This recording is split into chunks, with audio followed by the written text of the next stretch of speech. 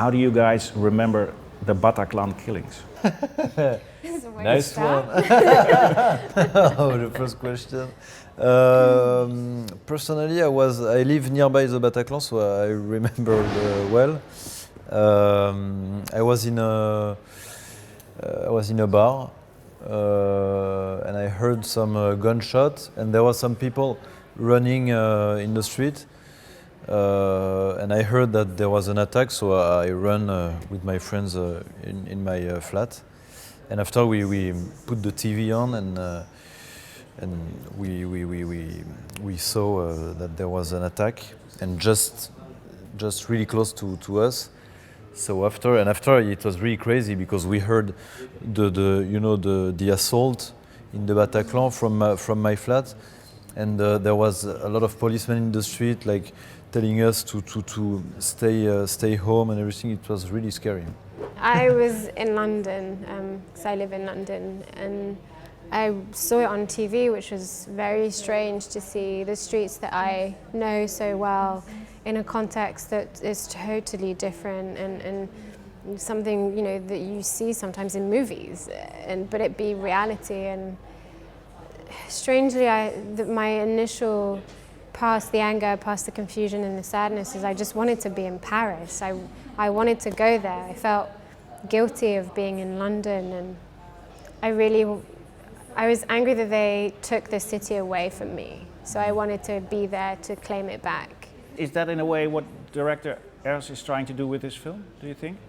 Claiming Paris back? Because we're a lot in Paris. I think he's doing a portrait of Paris after the attack. I think, we're so used to seeing horrific images, but we forget what happens after, and people and their lives and the day-to-day Paris.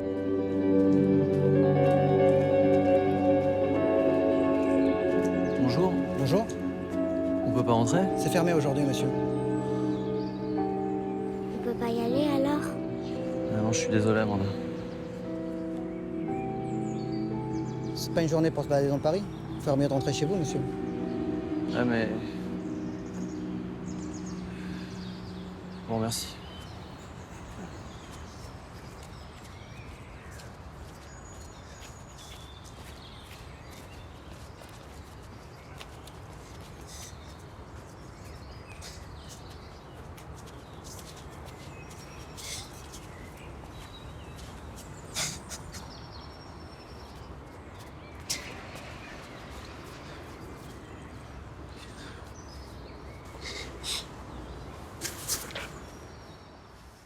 In this film, there's no anger at all.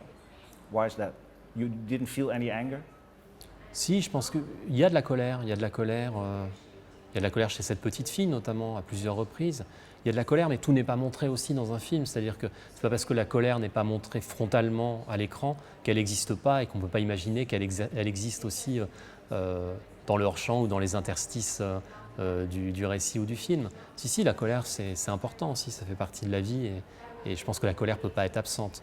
The way you confront David with the terrorist attacks, it's very quiet. Why did you choose to show the attacks in that way? Il arrive juste après l'attaque.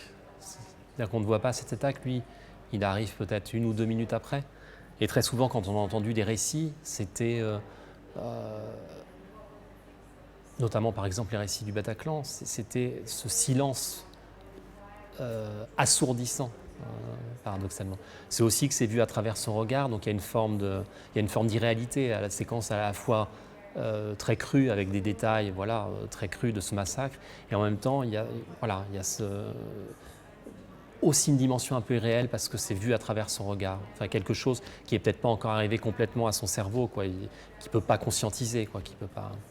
Is this one of the first French films that sort of deals with terrorists? So how do you think people will react? On va voir.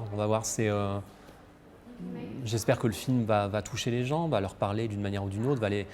J'ai essayé de le faire de la manière la plus honnête et la plus sincère possible, avec ma subjectivité, avec ma sensibilité. Mais maintenant, comment ça va être reçu, je suis très impatient de voir comment les gens vont prendre ce film. Je sais évidemment que c'est un sujet sensible et ça va donner lieu à des discussions, c'est bien, c'est bien.